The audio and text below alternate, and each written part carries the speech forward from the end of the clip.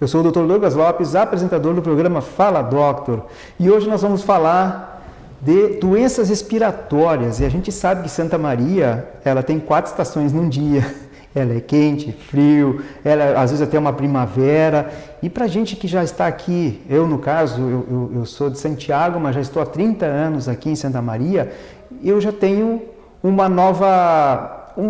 algo novo em mim veio quando eu comecei a ter rinite alérgica aqui em Santa Maria, que antes não tinha. Então, são muitas doenças respiratórias que são acometidas durante o inverno, e hoje essa convidada especial, uma otorrinolaringologista, a doutora Luciana Mendes Oliveira Witt, que é um prazer tê-la aqui conosco. Ela é mineira, está aqui em Santa Maria, está conhecendo o nosso clima, e dentro do conhecimento dela, ela vai falar então sobre as doenças respiratórias acometidas no inverno.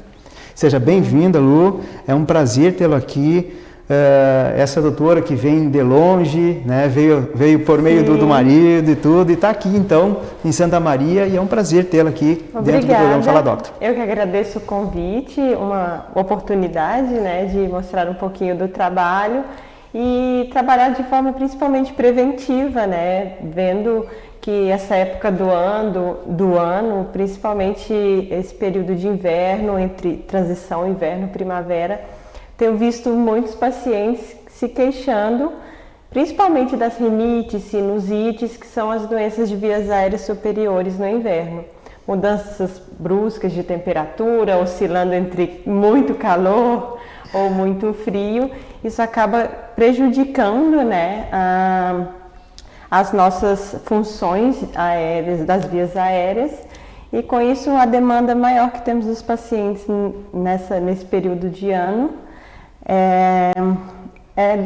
dessas questões respiratórias, realmente. E acontece muito essa diferença de temperatura. Por vezes um dia está 1 grau, aí sim, depois, 3, 4 dias depois, 30 graus, então isso prejudica bastante, né? Prejudica, não só relacionado à pressão atmosférica, altera nós chamamos de transporte mucociliar, né, das vias aéreas, nas vias aéreas nasais, nos seios da face, onde são acometidos pelas sinusites, e até na região dos ouvidos pelas otites.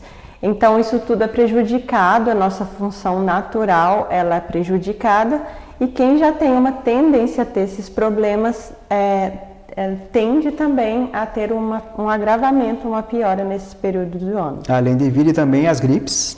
As gripes, hoje com o Covid também estamos tendo muitas alterações que antes não eram esperadas, às vezes até como consequências, né, no pós-Covid, paciente com perda de olfato, perda de paladar, e muitas vezes esses sintomas eles ocorrem concomitantemente, né, simultaneamente, como infecção gripal de via aérea normal, associada com uma rinite alérgica, e o diagnóstico acaba se tornando um pouco mais elaborado, né? Nós temos que fazer uma avaliação melhor desse paciente e passar as melhores indicações. E uma coisa que eu gosto sempre de reforçar, que a prevenção é o melhor a ser feito, né? Exatamente, né? A parte preventiva é muito importante. Por vezes algo que se pode fazer em casa, como algo bem simples, como tu mesmo mostra às vezes, sim, até mesmo nas redes sociais, mostrando para todo mundo, né? Que é importante, porque muitas pessoas não sabem diferenciar o que é gripe, o que é resfriado, o que é rinite, o que é sinusite. Sim. Né? Uns têm a questão da coriza, né? Aquela coriza transparente, ou às vezes o que a gente chama de ranho.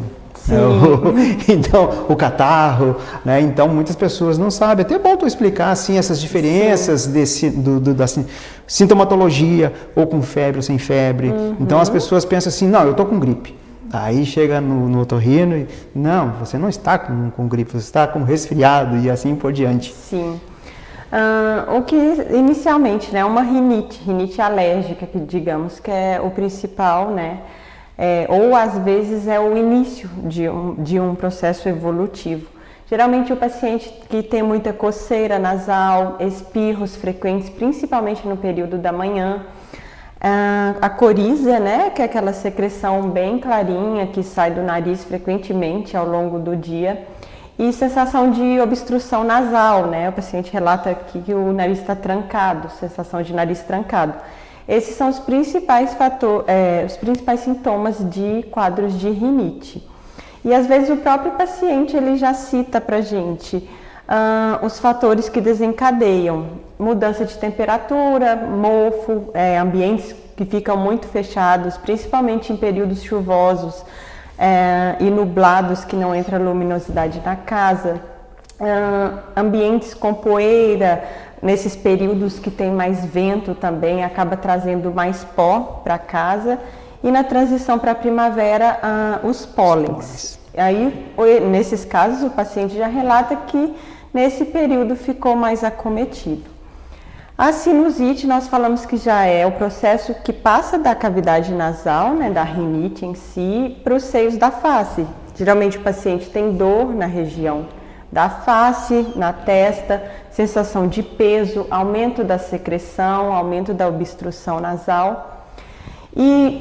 Porém, né, a maioria das sinusites, elas são virais, mais de 80% delas são causadas por vírus ou até um processo alérgico inicial que progrediu, né, favoreceu o surgimento, a infecção por um outro tipo de vírus respiratório e que aumentou esses sintomas. E mesmo um processo viral, ele pode dar febre, pode dar esse catarro mais espesso, que a gente diz, esverdeado, catarro amarelado que o paciente relata. E não necessariamente tem indicação de antibiótico, é tudo passado por uma avaliação, né? Os casos que pioram, sim, a gente faz esse tratamento com antibióticos, esse acompanhamento mais medicamentoso, digamos assim. E quadros que vêm, né, a gente chama no geral o resfriado mesmo, né? Quando os sintomas se pioram um pouco mais, mesmo não tendo febre, a gente relata como um resfriado, uma gripe, que são vários vírus, que na verdade a gente não diz qual é o vírus, não identifica. Hoje, no caso, a gente suspeita do Covid pela pandemia, né? Claro. Então tem indicação de fazer o exame. Mas em outros casos, ou caso negativo, não seja questão de Covid, nós vamos acompanhando o paciente, vendo o tipo de tratamento, e em alguns casos esses pacientes com sintomas de vias aéreas nasais e seios da face podem evoluir também com quadro de otites, que também são muito comuns, né? Diminui a drenagem das secreções nasais e pode acometer os ouvidos. Pode ir secreção para os ouvidos, no caso, então também é algo muito comum, principalmente em crianças nessa época. O uso do soro fisiológico. O uso do soro fisiológico, muito importante, até nas orientações médicas mesmo, é preconizado a limpeza nasal. Não é algo que é indicado, assim, não é uma regra para todo mundo, é mais utilizado principalmente em pacientes que estão com sintomas ativos, né, nessa época do ano. Eu gosto de utilizar, de orientar o paciente, lavar com soro em uma seringa fisiológica, sem agulha, né, uma seringa de 20 ml se for um adulto, ou de 5 a 10 se for uma criança, lava com soro fisiológico nas duas narinas pelo menos uma vez ao dia, principalmente pela manhã. Durante o período da noite pode ficar um pouco de secreção mais acumulada. O soro ele promove uma limpeza nasal mais eficaz, ele irriga as vias aéreas, umidifica, né? Porque nessa época do ano também tem muita queixa de ressecamento nasal, ressecamento das vias aéreas. Então o soro auxilia nessa umidificação, nessa limpeza, nessa tirada de resíduos que podem estar causando sintomas do paciente, aumentando essa reação inflamatória, e na limpeza de secreções que possam estar acumuladas. Então é algo bem aconselhável. Claro, se o paciente não tiver nenhuma contraindicação, né, olhar cada caso. E existem também em farmácias alguns soros que já vêm pronto, ou sprays em frascos, que também podem ser utilizados. Então, é algo bem corriqueiro assim, no nosso dia a dia essa orientação, como prevenção, né? Bem, o inverno. O inverno, por vezes, a gente acaba ligando o ar-condicionado e se deixa. Ressecamento, muco nasal. No outro dia, a gente tem aquela sensação daquele ressecamento, não só na boca, como também no nariz. Isso é por causa do ar-condicionado ligado, pela questão do aquecimento do quarto? Sim, possivelmente, né? Os ambientes, o ar-condicionado, ele acaba tirando um pouco a umidade do ar, principalmente se liga na função aquecimento, né? Que é a mais utilizada. E essa redução da umidade do ar, que nesse período do ano também já é da própria temperatura, do próprio clima, acaba ressecando as vias aéreas. Então, usar um umidificador no quarto também, com água, com sorinho, né? Evitando sempre, muito importante, não colocar cheiros, não colocar produtos diferentes, porque ao invés de ajudar esses produtos em suspensão podem piorar, né, os sintomas de uma rinite, por exemplo. Então, utilizar um umidificador no ar é muito importante. E no caso do ar-condicionado, sempre lembrar de limpar o filtro do ar, né, periodicamente, pelo menos uma vez no mês, uma vez por mês, muito importante para tirar o acúmulo de a limpeza impurezas. Do ar, né? Sim. É importante. Bem importante. Tem pessoas que usam bacias de água no quarto. Sim, bacias de água ajudam, principalmente se o ambiente ficar quentinho, né? Porque aquela água vai evaporando. Ou coloca uma toalha umidificada, molhada, né? Ali em um canto do quarto. Ajuda no sentido de que aquele ar quente que vai estar circulando ali no ambiente pequeno vai começar a evaporar e deixar o ambiente um pouco mais úmido também. E como tu falaste, os umidificadores que hoje tem e soltam, né, umidificam o ambiente também, isso aí favorece muito, né? Porque pela questão do ressecamento, a pessoa ela pode machucar, né?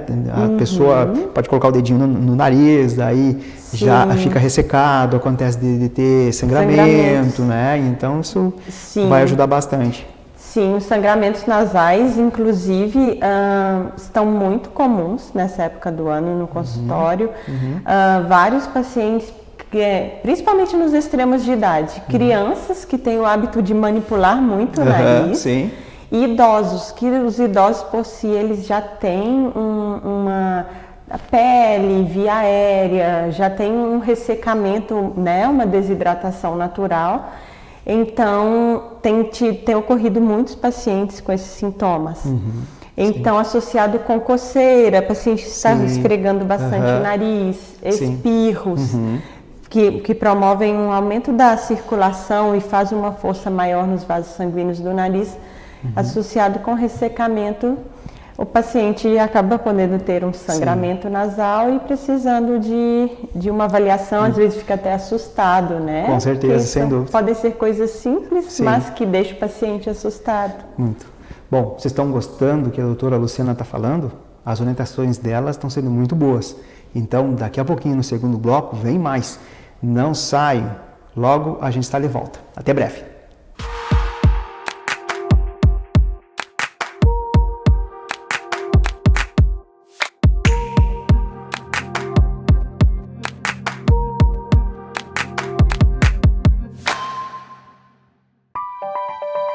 Um belo sorriso conquista.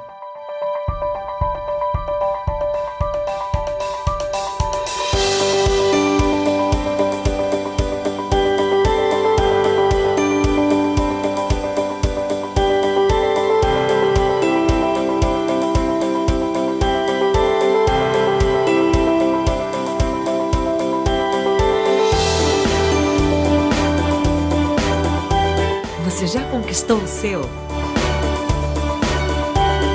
Clínica Odonto Doctor, presente em todos os momentos da sua vida.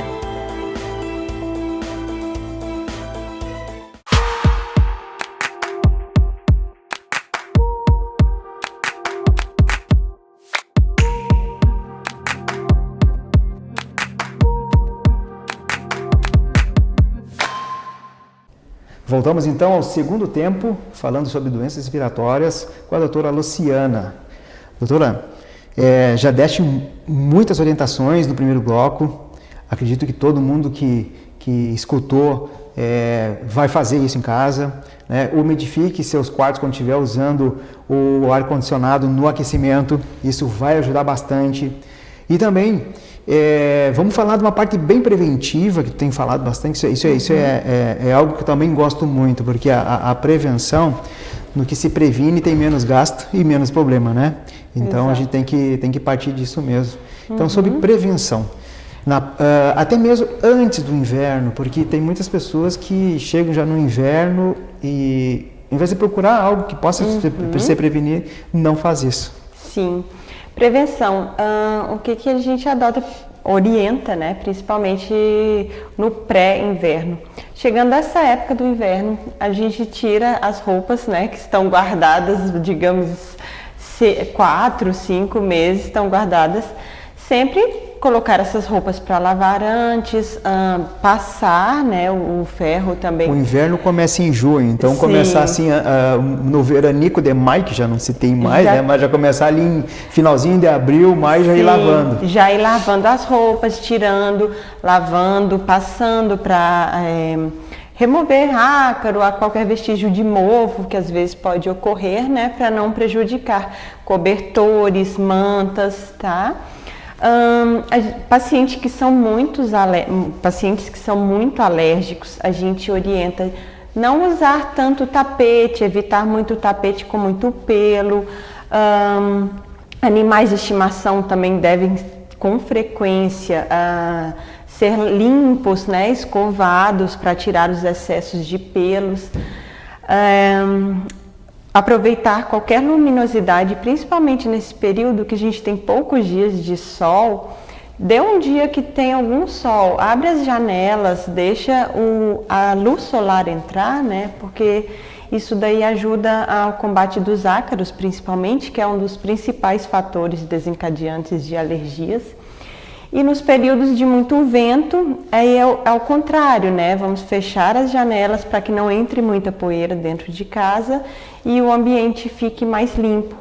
Recomendamos também evitar o uso de espanador de poeira, né? Se possível, um pano úmido na região nas superfícies das mesas, ou um aspirador de pó para estofados, por exemplo. São importantes, porque o espanador ele acaba fazendo uma suspensão de poeira, de mofo, e isso pode prejudicar, né, na inalação. Pacientes que fumam são muito acometidos, não só, né, pela rinite, a rinite alérgica, a sinusite, a fumaça irritativa direta das vias aéreas. E piora a questão do ressecamento que eu havia falado. Então, esses pacientes tendem a ter mais sintomas, mais sangramentos.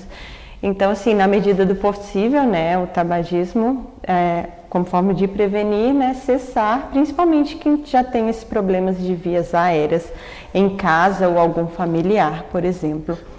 E até nesse período também fumaça de lareira e fogão a lenha. Então, eu recomendo, claro, né, é bom estar ali num fogo quentinho, se aquecendo, mas cuidar, né, lavar o nariz com soro, isso ajuda a limpar aquele... E a questão do ressecamento, eu ia falar agora dessa questão do soro, seria bom? Sim, o soro ajuda na limpeza. Porque como acontece muito sangramento, as crianças mesmo, né, que colocam o dedo no nariz. Sim, ali. O soro ajuda na umidificação também, né, e na irrigação, na limpeza e na umidificação das vias aéreas. E tomar bastante água, né? Desde que o paciente não tenha nenhuma contraindicação de volume de líquidos por dia, às vezes um paciente que tem problema cardíaco ou renal, se hidratar bastante, porque muitas vezes o paciente tem queixa de ressecamento na boca, né? Saliva, sensação de saliva grossa. Muitas vezes é por falta mesmo de hidratação, a própria, né, beber água em temperatura ambiente, também o ideal que não seja extremos de temperatura, né? Sim, claro. Para deixar as vias aéreas úmidas e também fazer aquela limpeza local e evitar infecções, né? Tem muitas pessoas que procuram medicamentos por conta, inclusive antihistamínicos, que podem até, dentro de suas reações adversas, contribuir com alguma desvantagem com um outro problema sistêmico, coração, né, alguns outros problemas. Fale um pouco a respeito dessa questão aquelas pessoas que procuram por conta medicamentos, que tem medicamentos antihistamínicos que não podem ser usados a não ser pela indicação do médico, né? Sim. Alguns pacientes, né, já têm no seu histórico, já sabem, né, que daquele período do ano vão precisar de determinadas medicações, principalmente os antialérgicos, os antihistamínicos orais, né? Então, eles já têm um certo hábito. Esses pacientes que já se conhecem, às vezes eles têm uma maior segurança, né, em adquirir algum tipo de medicação. A gente se preocupa quando existem alguns pacientes que vêm com sintomas e por vezes é recomendado por um terceiro ou até na própria farmácia uma medicação sem saber sobre o seu histórico e se aquela medicação vai fazer mal, né? Geralmente esses antialérgicos que tem um D no final, eles são medicamentos que têm nós chamamos de vasoconstritor, que é uma medicação que mexe também com os nossos vasos sanguíneos. Então, pacientes que têm problemas cardíacos, pressão alta, não podem fazer uso contínuo dessas medicações.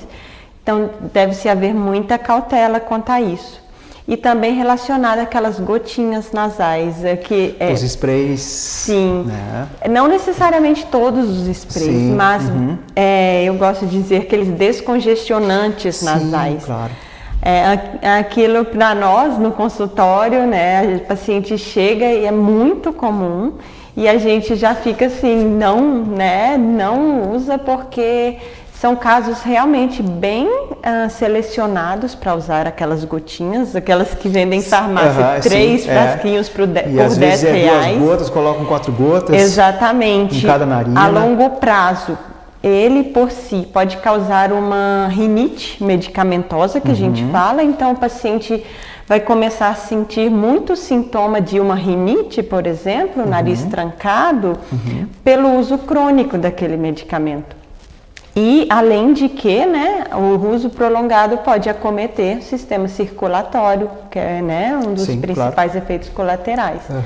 Então, a gente pede que não sejam feitos das medicações realmente por conta própria, a não ser com prescrição médica específica, né? Então, veja o cuidado que tem que ter. Nem todo remédio pode ser usado, principalmente por aqueles que têm problemas sistêmicos, cardiológico, pressão alta, né, entre outros. Então, tem que procurar o médico antes ou entrar em contato com alguém que saiba, né? Exatamente.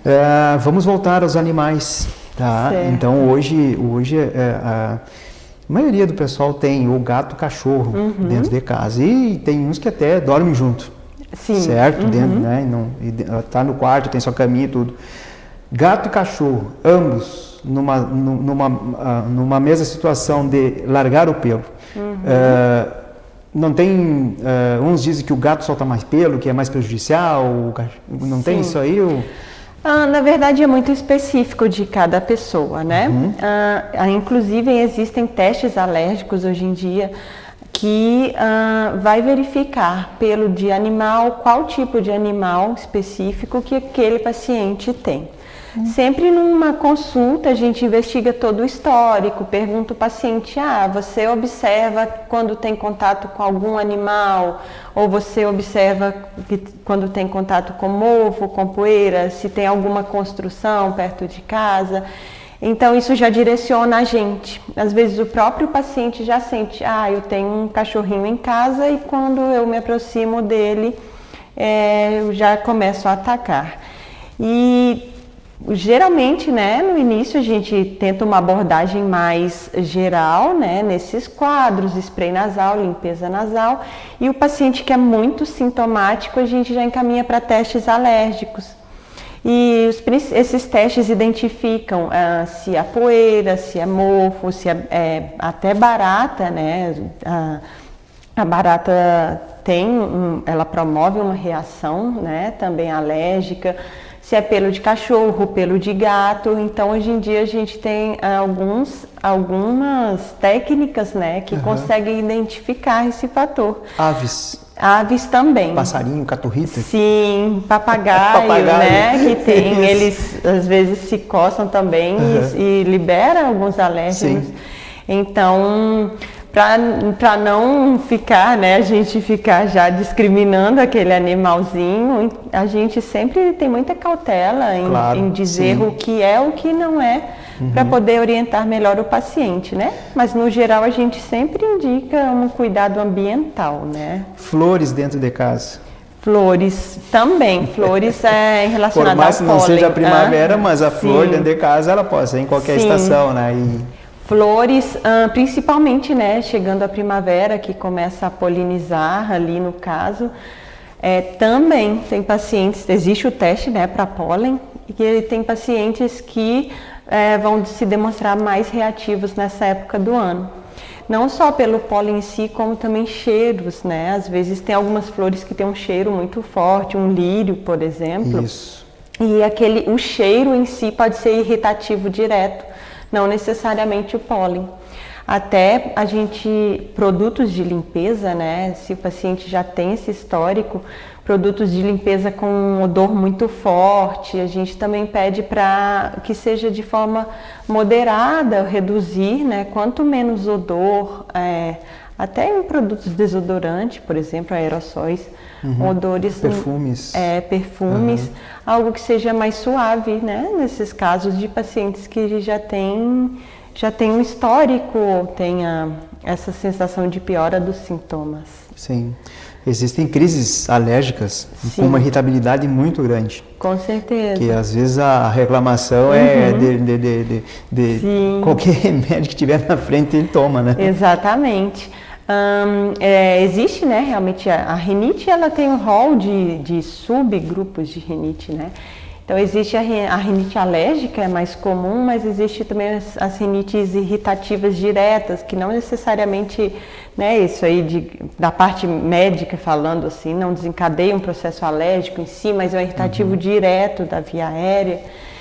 Então, cada caso é um caso, né? Sim. Mas geralmente os tratamentos, a gente tem uma abordagem ampla, assim, né? Que determinados tratamentos a gente já direciona ali. E investigação, né? Para ver se tem algo específico que a gente possa reduzir a exposição e deixar o paciente o menos exposto possível, né? Muito bem. Bem, pessoal, olha só. Quantas orientações, né? Muito enriquecedor que a doutora Luciana vem falando. Infelizmente nós estamos já no final do programa, mas como sempre eu peço, né, para que tu deixe uma mensagem para esse público que está nos assistindo aí e falar uma mensagem final aí para eles, né? Então isso é muito importante para quem está escutando. Certo. Então, eu agradeço, né, a participação aqui, o convite. Eu quis aqui passar, né, mais uma forma preventiva para vocês, uma orientação, porque eu acho que a prevenção, como um tudo, né, é o principal caminho que a gente deve seguir, né, para não chegar aos extremos de uma doença. Então, eu quis passar uma orientação para vocês, espero que ajude. Precisando, né, nós estamos aí para poder ajudá-los no que for preciso. E se cuidem, lavem o nariz, evitem a manipulação em excesso e para a gente passar essas épocas do ano o mais tranquilo possível. Maravilha, né? Muito bom. Lu, muito obrigado pela tua presença aqui, enriquecedora para todos que estão assistindo, com certeza isso aí foi de fundamental importância para cada um, parte preventiva, a gente sabe que é importante, né? E, puxa, tê-la aqui no programa Fala Doctor é dizer que quem fala é o Doctor que está do meu lado, né? Então, muito obrigado pela tua participação aqui no programa Fala Doctor. E a você que está nos assistindo, que está nos curtindo nas páginas das redes sociais, no YouTube, acompanhe, lá tem várias e várias entrevistas com todos os profissionais da área da saúde e com certeza vai contribuir com você na sua saúde, bem-estar e qualidade de vida. Até a próxima. Obrigado, Lu. Obrigada.